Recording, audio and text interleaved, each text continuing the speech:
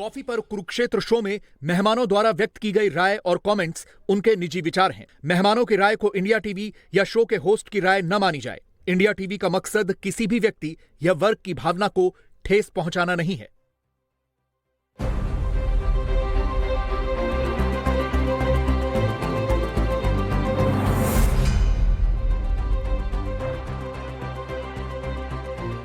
तो कॉफी पर कुरुक्षेत्र में आपका स्वागत है। और आज जो सवाल हम लेकर आए हैं चर्चा के लिए, वो सवाल इन दिनों सबकी जुबान पर है। क्या मुसलमानों के सबसे बड़े नेता ओवैसी बनने जा रहे हैं? क्या बड़े मौलानाओं का सपोर्ट ओवैसी को मिल रहा है? ओवैसी और मदनी के बीच में झगड़ा जो है वो आखिर के वर्चस्व की लड़ाई है? और क्या देश में आजादी के बाद मुसलमानों का प्रतिनिधित्व करने के लिए कोई बड़ा मुस्लिम लीडर जो है वो सामने क्यों नहीं आता है? हमेशा उसे किसी दूसरे दल के साथ वो सेकंड, थर्ड, फोर्थ नंबर पे क्यों रहता है? इन तमाम पहलुओं को हम समझेंगे आज अपने खास मेहमानों के साथ। लेकिन जितने भी दर्शक हमें देख रहे हैं, आप इस शो से रिलेटेड कोई भी सवाल हो, कमेंट हो, आप हमें #कॉफी पर कुरुक्षेत्र इसका इस्तेमाल कर कर आप हमें भेज सकते हैं। शो के दौरान मेरी पूरी कोशिश रहेगी कि उन सवालों पर जरूर बात हो जिनका जवाब आप जानना चाहते हैं। तो सबसे पहले हम अपने पैनल से आपका तारुफ करवा दें। हमारे साथ कुर्बान अली जी हैं, वरिष्ठ पत्रकार, प्रदीप सिंह जी हैं हमारे साथ, वरिष्ठ पत्रकार, और शांतनु गुप्ता हमारे साथ इस वक्त हैं, राजनीतिक विश्लेषक। कुर्बान अली जी, सबसे पहला सवाल आपसे आज शुरू करते हैं। आमतौर पर हम प्रदीप जी के साथ शुरुआत करते हैं शो की, क्योंकि मुद्दा ऐसा है कि लोगों को लगता है कि भाई मुसलमानों के बीच में क्या वहां भी वर्चस्व की गुटबाजी, जात पात, ये सब होता है क्या? जात पात तो एक रियलिटी है हिंदुस्तान की, तो उसमें कोई धर्म बचा हुआ नहीं है, चाहे वो इस्लाम हो, क्रिश्चियनिटी हो, सिखिज़्म हो, बुद्धिज़्म हो। लेकिन जहाँ तक ये लीडरशिप की जो बात है, 1947 से 77 तक मुसलमान पूरी तरह से कांग्रेस पार्टी के साथ था और जवाहरलाल नेहरू को अपना नेता मानता था। और मौलाना आज़ाद थे, सरदार वल्लभ भाई पटेल थे, राजेंद्र प्रसाद थे, बाकी तमाम लोग उस वक्त उनके ऊपर पूरा विश्वास था और उसे कभी कोई इनसिक्योरिटी की फीलिंग नहीं हुई। 1977 में उत्तर भारत में ज़्यादातर बहुमत जनता का कांग्रेस के ख़िलाफ़ था, ज़ाहिर है उसमें मुसलमान भी शामिल थे। और उस वक्त मुसलमानों ने जनसंघ के जो उम्मीदवार थे, जो जनता पार्टी की शक्ल में चुनाव लड़ रहे थे, अटल बिहारी वाजपेयी से लेकर के तमाम लोगों को समर्थन दिया था। सिकंदर बख्त मंत्री बने थे मोरारजी कैबिनेट में, और ये बात नहीं थी। लेकिन 80 के बाद जब इंदिरा गांधी दोबारा सत्ता में आई आरएसएस की मदद से, तो फिर ये डिवीज़न शुरू हुआ कि सांप्रदायिक मुद्दों पर ध्रुवीकरण किस तरफ हो रहा है। और उसके बाद भी जाहिर है कि जो मुसलमान के पास में चॉइस थी कांग्रेस के ख़िलाफ़, लोकदल था उत्तर प्रदेश में और बिहार में, और जगन्नाथ मिश्रा उसके नेता थे, एच.एन. बहुगुणा थे, चौधरी चरण सिंह थे, कर्पूरी ठाकुर थे। ये सारे लोग थे जिनके साथ मुसलमान अपना विश्वास व्यक्त करता था। लेकिन ये जो छोटे अब नए मुसलमानों के सो कॉल्ड लीडर्स पैदा हुए हैं, जिनका आपने अभी जिक्र किया, उनका दायरा अपने संसदीय क्षेत्र से बाहर नहीं है। और एक और चीज़ मैं जोड़ूं कि मुस्लिम वोट बैंक जैसी कोई चीज़ नहीं है, ये एक मिथ है। हिंदुस्तान में मुसलमान उसी तरह से वोट करता है जिस तरह से बाकी देश की जनता। 32 वर्षों तक लेफ्ट फ्रंट का जलवा था पश्चिम बंगाल में, और ज़्यादातर उस वक्त मुसलमान लेफ्ट फ्रंट के साथ होता था। लेकिन जब उसको एक ऑल्टरनेटिव मिला ममता बनर्जी की शक्ल में, वो ममता बनर्जी का समर्थन कर रहा है, वो इवन नीतीश कुमार तक का समर्थन करता है। वो इस वक्त महाराष्ट्र में शिवसेना, जो उसके हमेशा 36 का आंकड़ा रहा, उसका समर्थन कर रहा है। तो ये लोग हैं, ये एक एक दो संसदीय सीट वाले हैं, और 5 या 6 संसदीय क्षेत्र ऐसे हैं जहां मुसलमानों की आबादी 50% से ज़्यादा है, जहां से आमतौर पर मुस्लिम उम्मीदवार जीत के आते हैं, जिनमें 2 केरला की सीटें हैं, एक ये हैदराबाद की सीट है, और 2-3 कश्मीर और 2 बंगाल में। यानी ओवैसी मुसलमानों की लीडर नहीं बनने जा रहे? बिल्कुल नहीं। प्रदीप जी? नहीं, पहले तो कुर्बान साहब ने जो बात कही कि 1980 में आरएसएस की मदद से इंदिरा गांधी जीत कर आई, बिल्कुल गलत बात है। ये इंदिरा गांधी का अपमान है। आरएसएस के बारे में तो कुछ भी बोलने की छूट है। तो इंदिरा गांधी का जो कद था और जनता पार्टी जिस तरह से आपस में लड़ी, पार्टी टूटी, सरकार गिरी, उसकी वजह से लोगों का मोह भंग हुआ। और कांग्रेस अल्टरनेटिव के रूप में मौजूद थी, इंदिरा गांधी के कद का कोई नेता नहीं था, तो इसलिए जो है वो कांग्रेस पार्टी सत्ता में आई। एक बात। और इस बात से भी मैं सहमत नहीं हूं कि मुसलमान वोट बैंक नहीं है। मुसलमान को वोट बैंक 47 के बाद से लगातार बनाया गया है और वो बना है। ये वक्फ एक्ट ले लीजिए, प्लेसेस वर्शिप एक्ट ले लीजिए, ये सब कानून मुसलमान को वोट बैंक बनाए रखने के लिए है। और मुसलमान उसको, चाहे आप पश्चिम बंगाल की बात कर लें, चाहे किसी और राज्य की बात कर लें, सीपीएम की बात कर लें, टीएमसी की बात कर लें, जो हिंदू के विरोध में होगा उसके साथ मुसलमान रहेगा, जो पार्टी होगी, जो नेता होगा। और ये बात मैं इसी प्रोग्राम में एक बार पहले कह चुका हूं, आज फिर दोहरा रहा हूं। ये विश्वनाथ प्रताप सिंह ने अरुण जेटली से कही थी, स्वर्गीय अरुण जेटली से, जब उन्होंने जनमोर्चा बनाया। उनका पहला जनमोर्चा का अनाउंसमेंट होने से पहले मुंबई में पहला प्रोग्राम होने जा रहा था और उनका प्रोग्राम जो है आयोजित कर रहा था एबीवीपी, बीजेपी से जुड़ी हुई जो संस्था है छात्रों की। तो उससे पहले जाने से एक दिन पहले उन्होंने बयान दिया शिवसेना के खिलाफ। अरुण जेटली उनसे मिलने गए कि आप क्या कर रहे हैं, शिवसेना का हमारा अलायंस है इतना पुराना, और आप मुंबई जा रहे हैं, मुंबई में शिवसेना की क्या ताकत है आपको मालूम है, फिर भी आप जो है उनके खिलाफ बयान दे रहे हैं। और उनका, तुम लोग सेकुलर पॉलिटिक्स को समझते नहीं हो। सेकुलर पॉलिटिक्स में मुसलमानों के हित के लिए कुछ नहीं करना होता। मुसलमान जिसके विरोध में सबसे ज़्यादा है उसके खिलाफ बोलना पड़ता है। तो बताओ, मुंबई में, महाराष्ट्र में मुसलमान सबसे ज़्यादा नापसंद किसको करता है? तो ये पॉलिटिक्स है, ये सोच है। दूसरी बात, 77 से नहीं, 1967 में जाना पड़ेगा, जब मुस्लिम मजलिसे मुशावरात बनी। तब वो संस्था ने तय किया कि हम किसी पार्टी को वोट नहीं देंगे, हम कैंडिडेट देखेंगे, उसके आधार पर हम वोट देंगे। और ये फैसला 67 के चुनाव नतीजे के बाद आया, जब 67 में कांग्रेस जो है कमज़ोर हुई। तो उसके बाद वहाँ से रीथिंकिंग शुरू हुई मुस्लिम समाज में कि कांग्रेस के साथ जो हम 47 से जुड़े हुए हैं, अब हमको विकल्प पर भी विचार करना चाहिए। ये डिपेंडेंस जो कांग्रेस पर है, ये इसको ज़्यादा लंबे समय तक जारी नहीं रख सकते। लेकिन वो एक्सपेरिमेंट काम आया नहीं, मतलब चल नहीं पाया। 77 में एक विकल्प मिला, 77 में एक पार्टी बनी, जयप्रकाश नारायण का जो की अगुवाई में जो है वो आंदोलन हुआ था। पूरे देश में माहौल था कांग्रेस के खिलाफ, इमरजेंसी की ज्यादती के खिलाफ। उसके कारण जो है जनता पार्टी को सभी वर्गों का समर्थन मिला। लेकिन हमको ये नहीं भूलना चाहिए कि दक्षिण में जनता पार्टी को उस तरह का समर्थन नहीं मिला। उस बुरी हालत में भी कांग्रेस को 154 सीटें लोकसभा की मिली। तो इसलिए ये कहना कि मुसलमान वोट बैंक नहीं है, कम से कम मतलब ये मेरी निजी राय है, कोई असहमत हो सकता है, जरूरी नहीं कि सब लोग सहमत हो उससे। ये कहना बिल्कुल ठीक नहीं है। आप देख लीजिए, उत्तर प्रदेश में ही नारा लग चुका है मुलायम सिंह यादव के जमाने में कि पहले अपना भाई, फिर जे भाजपा हराई, उसके बाद सपाई। ये मुस्लिम समाज से ही उठा हुआ नारा है। तो जहां भी आप देखिए मुसलमान वोट करता है इस आधार पर कि कौन हरा सकता। आप बताइए, अभी 2022 के ही चुनाव में उत्तर प्रदेश विधानसभा के 100 से ज्यादा टिकट दिए मायावती ने, बहुजन समाज पार्टी ने मुसलमानों को। एक भी उम्मीदवार नहीं जीता। बीजेपी से सवाल पूछा जाता है, आप उम्मीदवार कितने देते हैं? आप उम्मीदवार ही नहीं खड़ा करेंगे, कैंडिडेट नहीं बनाएंगे, वोट क्यों मिलेगा?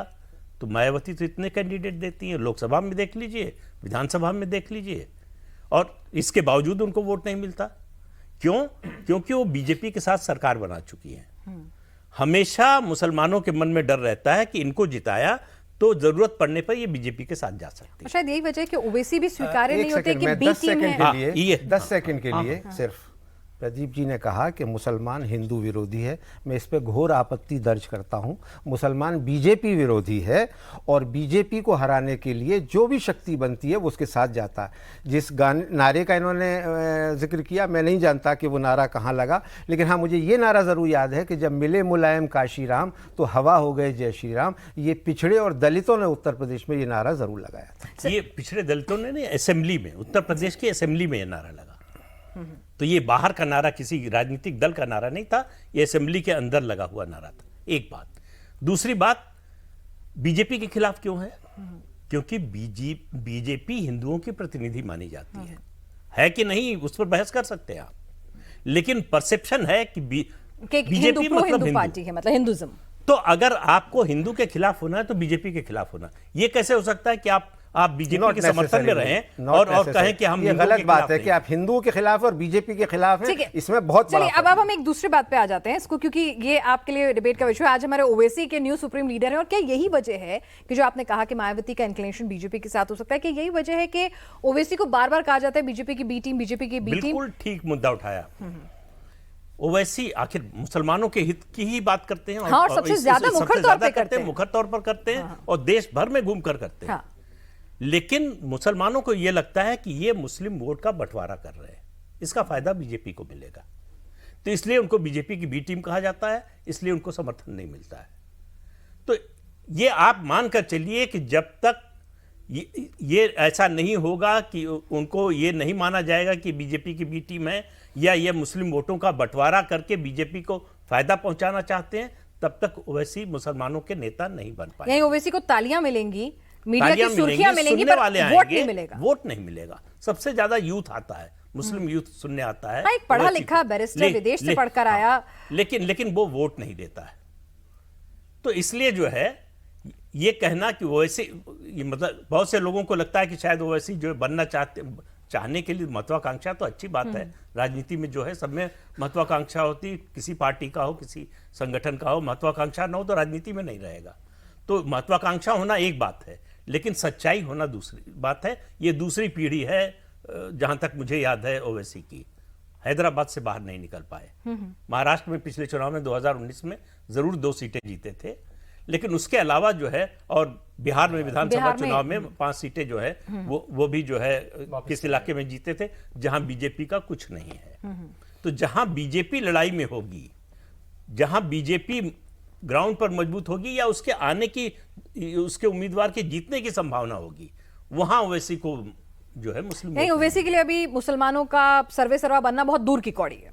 जिन्ना के बाद हिंदुस्तान में मुसलमानों का कोई नेता नहीं बना। मुसलमानों ने हिंदुओं को पहले जवाहरलाल नेहरू थे, उत्तर प्रदेश की बात करें तो मुलायम सिंह यादव थे, वीपी सिंह कुछ समय के लिए रहे, लेकिन जब चुनने का मौका आया मुसलमान को उत्तर प्रदेश के वीपी सिंह और मुलायम सिंह में, तो उसने मुलायम सिंह यादव को चुना।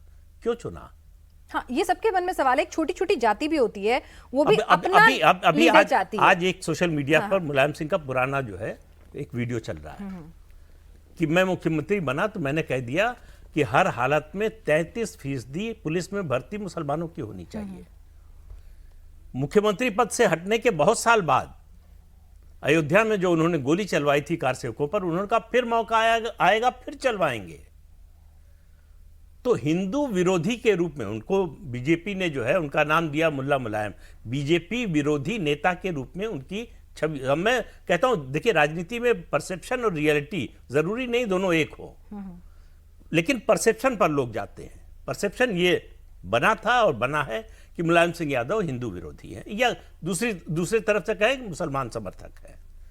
तो इसलिए जो है उनको मुसलमानों का वोट मिलता है। सिर्फ एक एक्सेप्शन है, एक चुनाव का 2009 का, जब उन्होंने कल्याण सिंह से समझौता कर लिया था।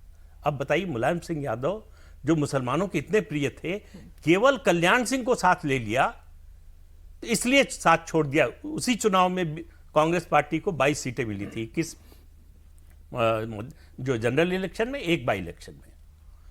उसके अलावा जो है वो 1984 और उससे पहले तक कांग्रेस को उत्तर प्रदेश में लोकसभा की सीटों की बड़ी संख्या में सीटें मिलती रही हैं, उसके बाद से नहीं। तो केवल कल्याण सिंह को साथ ले लिया आपने, और वो उन्होंने साथ लिया था बैकवर्ड कंसोलिडेशन के लिए। वो कोई हिंदू मुस्लिम का सोचकर नहीं लिया था, लेकिन मुसलमानों ने इसको अपने खिलाफ माना और मुलायम सिंह को छोड़ दिया। तो इसलिए ये कहना कि जो है वोट बैंक नहीं है मुसलमान, मुझे नहीं लगता। चलिए शांतनु, ये बताइए कि अब ओवैसी साहब की बात हो रही है, क्योंकि कई जगह मतलब भी हमने देखा है कि सैयद सरवर चिश्ती साहब ने कह दिया कि भाई अब एक हो जाइए, अपना एक सुप्रीम लीडर आप चुनिए। तो आपको क्या लगता है कि जब मुस्लिम समुदाय जब वोट करने जाते हैं तो उनका एक पैटर्न होता है कि एकजुट होकर एक मूड बना लेते हैं, पर जब लीडर चुनने की बात आती है तो ऐसा क्यों नहीं कर पा रहे हैं कि भाई वन लीडर अपने लिए तय करें? नहीं, जैसे आपने कभी कहा कि they are okay being number 2 number 3। छोटी छोटी कास्ट की भी अपनी पार्टी बन बनती है। जाती है, लेकिन जैसा प्रदीश जी ने कहा, जिन्ना के बाद कोई मुस्लिम लीडर नहीं हुआ। ओवैसी, जैसे हम लोग इंग्लिश में कहते हैं, he punches way above his weight, जितना हम उनको टीवी में देखते हैं। मतलब कोई भी मुस्लिम इशू होता है तो एमआईएम का प्रवक्ता जरूर होता है, चाहे वो इशू का हैदराबाद से कोई मतलब नहीं होता, वो तो हैदराबाद की पार्टी, एक एमपी और उनके 12-13 एमएलए होते हैं। लेकिन शायद क्योंकि जिस तरह से असदुद्दीन ओवैसी ऑपरेट करते हैं, जिस तरह का उनका नेटवर्क है, अभी मैं देख रहा था कोई रॉयल इस्लामिक सोसाइटी है विश्व की, वो जॉर्डन में है, वो 500 बड़े इफेक्टिव मुसलमान लीडर्स वर्ल्ड के माने जाते हैं। वो विदेश से लिंकन इनसे पढ़े हुए हैं, बैरिस्टर हैं, हैदराबाद के बड़े स्कूल्स हैं, तो उनकी नेटवर्किंग जिस तरह की है वो तेज है। तो मार्केटिंग अच्छी है उनकी मार्केटिंग अच्छी है, और तभी चाहे इशू राजस्थान का हो चाहे जम्मू कश्मीर का हो, अगर कुछ इस्लामिक इशू होगा तो उसमें एक एमआईएम का प्रवक्ता जरूर बैठा रहेगा। अभी सर ने कहा कि जरूरी नहीं है मुसलमान होना, गैर भाजपा होना है, गैर हिंदू होना नहीं है। मैं बी.आर. अम्बेडकर को कोट करूंगा। बी.आर. अम्बेडकर ने कहा, पहले मैं इंग्लिश में कहूंगा, the allegiance of a Muslim does not rest on his domicile of the country. मतलब किसी मुस्लिम की जो उसकी सरपरस्ती है वो उसके देश से नहीं, उसके धर्म से ज्यादा है। फिर वो कहते हैं, in the other word, Islam can never allow a true Muslim to adopt India as a motherland. मतलब इस्लाम कभी अलाउ ही नहीं करेगा उसको अपनी मातृभूमि मानना और हिंदुओं को अपना भाई या बहन मानना। तो ये बी.आर. अम्बेडकर जिन्होंने हमारा संविधान रचा, उन्होंने कहा है कि भाई ये क्लैश ऑफ सिविलाइजेशन है, जब तक आपके साथ रहेंगे वो इसी तरह से रहेंगे।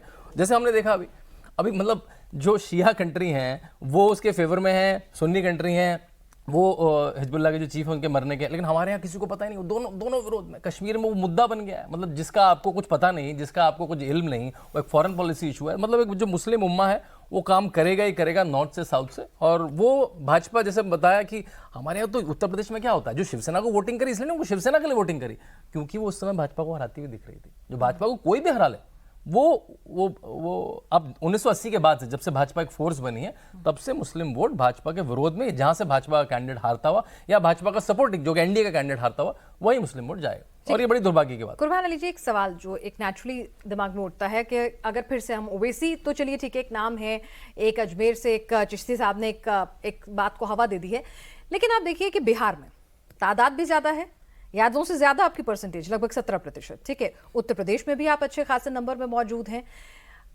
पश्चिम बंगाल में भी, लेकिन आप हमेशा नंबर 2, नंबर 3, मतलब अखिलेश की पार्टी कहलाएगी, आजम खान की पार्टी वो कभी भी नहीं बन पाएगी। पश्चिम बंगाल में भी चले जाइए, ममता की ही पार्टी रहने वाली है। तो ऐसा बिहार में भी आपको कोई ऐसा मुस्लिम लीडर बड़ा एकदम चेहरा याद आता हो कि भाई हाँ, ही इज द मैन, ऐसा क्यों होता है? तो आप ये चाहती हैं कि मुसलमानों का कोई लीडर पैदा हो? मैं पूछ रही हूँ ऐसा क्यों होता है कि they don't aspire to be number 1। इसलिए अब प्रदीप जी ने भी माना इस बात को, और मैं उनका शुक्रिया अदा करूंगा कि मुसलमानों ने अपना कोई लीडर नहीं हुआ जिन्ना के बाद 47 के बाद इस मुल्क के साथ जो इस मुल्क की मेजॉरिटी जिस तरह से वोट कर रही थी उस तरह से वोट किया। अभी शांतनु साहब ने अम्बेडकर साहब को कोट किया, मैं भी ज़रा सा कोट करना चाहूँगा। अम्बेडकर ने पार्टीशन और पाकिस्तान, उसी किताब से मैंने जी उसी में ये भी लिखा है कि किसी भी कीमत पे इस देश को हिंदू राष्ट्र बनने से रोकना होगा, जो भयानक ट्रेजेडी होगी अगर ऐसा हो गया तो। उसी में उन्होंने ये भी लिखा। पर उन्होंने तो 100% ट्रांसफर की बात मैंने आपने अपनी बात कही तो मैंने भी अपनी बात कही, तो मुझे इजाजत दीजिए प्लीज। बिल्कुल। और अंबेडकर भी पाकिस्तान के समर्थक थे, इसी किताब में उन्होंने कहा है। हम इस बहस में जाएंगे तो एक ये लंबी बहस हो जाएगी, और इसीलिए मैं कह रहा हूं कि अगर मुसलमान किसी सेक्युलर पार्टी को वोट दे तो वो गलत, और हिंदू अगर हिंदू वोट बैंक के नाम पर किसी पार्टी को वोट दे तो वो जायज़। ये कहाँ की बात है? मेरे पास इंदिरा गांधी का वो बयान सबूत के तौर पर है कि 80 में आरएसएस ने हमारा समर्थन किया था, और 84 में तो नानाजी देशमुख का बयान है ऑन रिकॉर्ड, जॉर्ज फर्नांडिस ने अपने अखबार प्रतिपक्ष में छापा था, नेट पे मौजूद है, कि इस वक्त इंदिरा गांधी की हत्या की गई है, सिख विरोधी दंगे चल रहे थे और आरएसएस उसमें शामिल भी था, और उसका समर्थन भी कांग्रेस पार्टी का कर रहा था, और बीजेपी 2 सीटों पर सिमट गई थी, खुद वाजपेयी जी तक हार गए। नहीं इसलिए क्योंकि हम जब बात करें नहीं तो इसलिए कि ओवैसी को इस मुल्क के मुसलमान ने कभी लीडर नहीं माना और ना ही मानने की संभावना है। मीडिया जरूर प्रोजेक्ट करता है कि वोट कटवा बने, ये डिवाइडर। अब देखा ना आपने कि 6 सीटें उसने जीती बिहार में, और कितने दिन लगे उसको उसकी पार्टी को खत्म करने में, और 2 सीटें महाराष्ट्र से जीत करके आया लोकसभा की, तो वहाँ 0 हो गया। अब वैसी क्या करते हैं क्या नहीं करते इससे मेरा कोई सरोकार नहीं है। इस मुल्क का मुसलमान इस देश के संविधान में विश्वास रखता है, उसी के तहत अपनी राजनीति भी करता है, अपने अधिकारों की भी मांग करता है और चुनाव लड़ता है। वो बिल्कुल एक कहीं वोट बैंक बनकर के एक मुश्त किसी एक पार्टी के साथ कहीं एक चुनाव में गया हो तो आप मुझे बता दीजिए, मैं अपने शब्द वापस ले लूंगा। प्रदीप जी, कहानी इतनी सिंपल है या मुसलमानों के बीच में भी वर्चस्व की लड़ाई है? जैसे हिंदुओं के बीच में जात पात अपने अपने सेगमेंट सेक्स हैं और वो साफ दिखते भी हैं, तो क्या अब जैसे मदनी जी का बयान ले लीजिए, ठीक है, छोटे मदनी और बड़े मदनी का भी पूरा कलह जो है वक्त वक्त पर सामने आती रहती है, देवबंदी बरेलवी अलग अलग सेक्ट वहां पर भी दिखते हैं, तो क्या ये भी एक बड़ी वजह है कि कोई यूनानिमस वन लीडर के अंडर नहीं इकट्ठा हो सके मुसलमान? नहीं, ये बात आपकी बिल्कुल सही है कि उनके आपस में भी मतभेद है, मनमुटाव हैं, झगड़े हैं, इससे कोई इनकार नहीं कर सकता। हर नेता जो है हर सेक्ट का कोशिश करता है कि हमारा कद बड़ा हो, हमारा प्रभाव बड़ा हो, हम राष्ट्रीय स्तर के नेता बने, इसमें ना कोई शक है और ना कोई इसमें ऐतराज की बात है।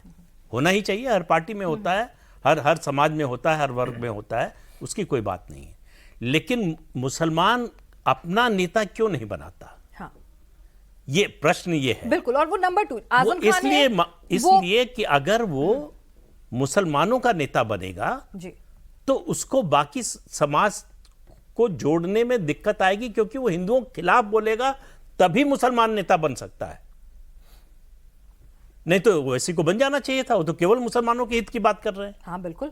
और जितना बाकी पार्टियों के दूसरे मुस्लिम नेता मुखर होकर नहीं बोलते, उससे ज्यादा कहीं एक्सट्रीमिज्म पे जाके बोलते हैं, सदन के भीतर बोलते हैं। सेक्युलर पार्टी, ये इतना मतलब जो है एब्यूज्ड वर्ड है।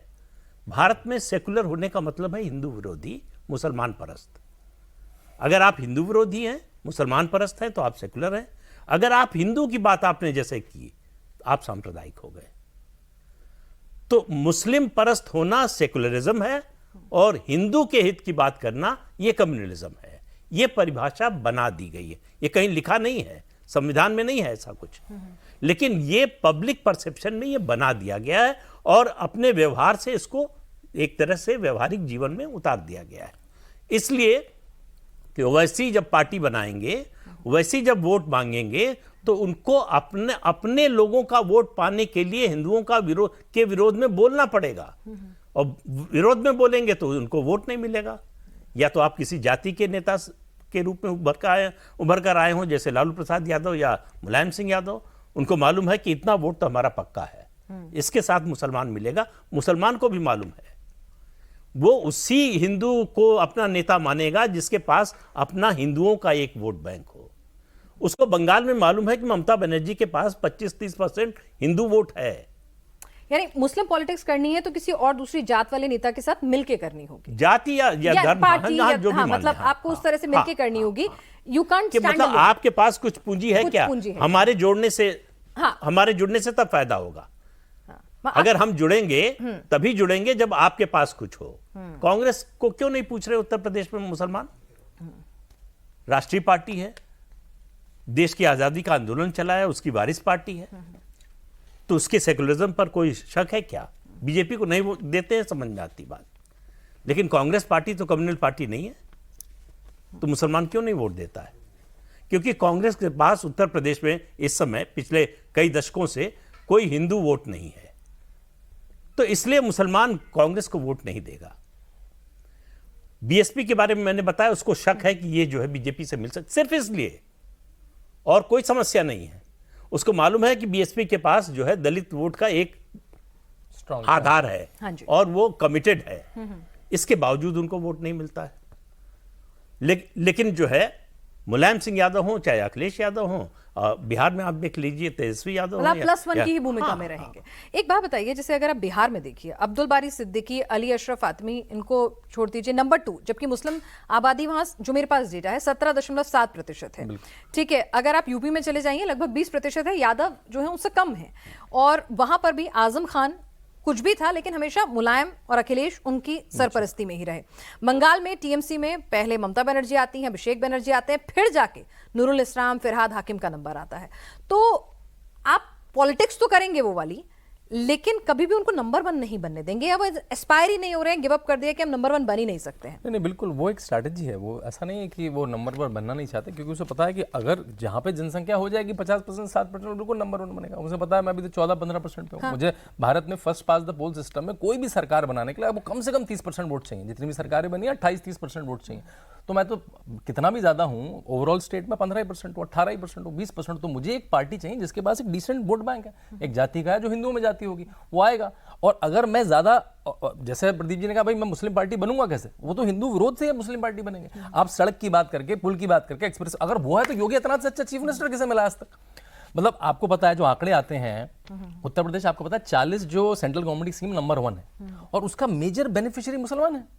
जो घर मिले हैं, जो टॉयलेट मिले हैं, जो किसानों को डीबीटी मिला है, जो टॉयलेट मिले हैं, मुसलमानों की संख्या सबसे ज्यादा है। वो तो उसको योगी आदित्यनाथ को भर भर के वोट देना चाहिए, लेकिन वो नहीं देगा। तो विकास की बात में उसे वोट नहीं करना है। उसे तो जहां दिखेगा कि ये हिंदू है तो वो उसके अपोजिट में जाके वोट करेगा। तो उसको ऐसी एक पार्टी चाहिए जिसके पास एक 15-20% का अपना वोट बैंक है, उसके ऊपर अपना 15% मिला के 30% सीएम बना देते हैं, लेकिन फिर भी खुद सीएम की कुर्सी पर काबिज होने तक की जो लड़ाई है उस संघर्ष में क्यों नहीं आते? देखिए, इस देश में कुछ चीज़ें अनरिटन कानून है कि इस देश का मुसलमान कोई प्रधानमंत्री नहीं हो सकता, तो नहीं हो सकता। राष्ट्रपति हो सकता है तो 2 बार, 3 बार, 4 बार हो गया। और ये बहस बेमानी है कि मुसलमान को आप मजबूर कर रहे हैं कि वो अपना एक वोट बैंक बना करके उसके बेसिस पे करे। मौलाना आज़ाद 1940 से 46 तक कांग्रेस के लॉन्गेस्ट सर्विंग प्रेसिडेंट, और उसके बाद आज़ाद हिंदुस्तान में सबसे बड़े लीडर, लेकिन उन्होंने कभी अपने आप को मुसलमानों का लीडर नहीं कहा। वो इस देश के शिक्षा मंत्री थे। जाकिर हुसैन इस देश के राष्ट्रपति रहे, उन्हें कभी किसी ने मुसलमान ने अपना लीडर नहीं माना, वो इस देश के लीडर थे। फ़खरुद्दीन अली अहमद इंदिरा गांधी की कैबिनेट से मिनिस्टर से लेकर के राष्ट्रपति तक इस देश के मुसलमान के लीडर नहीं थे। और उसके बाद देखिए, अभी ये अपने कन्वीनियंस के हिसाब से आर्गुमेंट गढ़ लेना बड़ा आसान होता है। 77 में कांग्रेस के खिलाफ जम करके वोट किया मुसलमान ने, जैसे उत्तर भारत के हिंदू ने किया इंदिरा गांधी और कांग्रेस के खिलाफ। 89 में राजीव गांधी की कांग्रेस के खिलाफ उत्तर प्रदेश और बिहार में मुसलमान ने उसी तरह से जम के वोट दिया, बल्कि भारतीय जनता पार्टी तक को दिया। यहाँ ओखला में मदन लाल खुराना साउथ दिल्ली से चुनाव लड़ रहे थे, जाके पूछ लीजिएगा कि कितना वोट मिला था।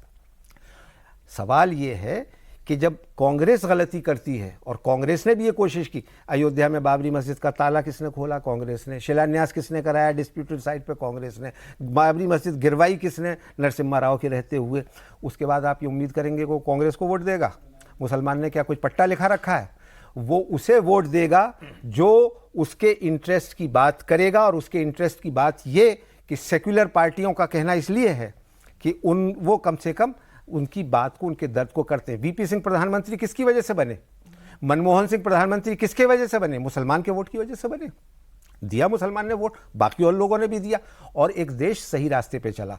10 साल से आप एक मेजॉरिटेरियन कम्युनल एजेंडे के तहत ध्रुवीकरण करके पूरे हिंदुओं को एकजुट करके आप चुनाव लड़ रहे हो, और आपके 400 एमपी में से एक भी मुसलमान नहीं होता है। क्या इसे आप पार्टिसिपेटरी डेमोक्रेसी कहोगे? इसे आप इंक्लूसिव डेमोक्रेसी कहोगे? प्रदीप जी प्लीज, मैं इंटरप्ट नहीं करता हूं मैं आपको। जो नहीं, तो सवाल यही है कि आपने 400 एमपी में से एक भी एमपी नहीं है आपका, एक दवा के लिए मिनिस्टर तक नहीं है। आप इसे इंक्लूसिव और पार्टिसिपेटरी डेमोक्रेसी कह सकते हो, लेकिन आप कह रहे हो क्योंकि इंडियन कॉन्स्टिट्यूशन आपको यह प्रोविजन देता है कि आप मेजॉरिटेरियन कम्युनल एजेंडा चढ़ा करके एक मुल्क की 15% आबादी को साइडलाइन करके आप चला रहे हो सरकार। सर, वो 15% आबादी अपने बेकार लिए का तर्क है। नहीं, सुनिए मेरी बात।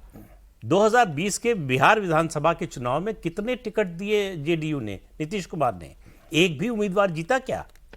सिकंदर बख्त वो हिंदू नेता तो नहीं थे, सांप्रदायिक, चूंकि जनसंघ में थे तो सांप्रदायिक हो गए। जनसंघ में तो कभी नहीं थे वो उनको आप चांदनी चौक में रहते थे, उनकी अपनी गली में उनको 6 वोट मिलता था।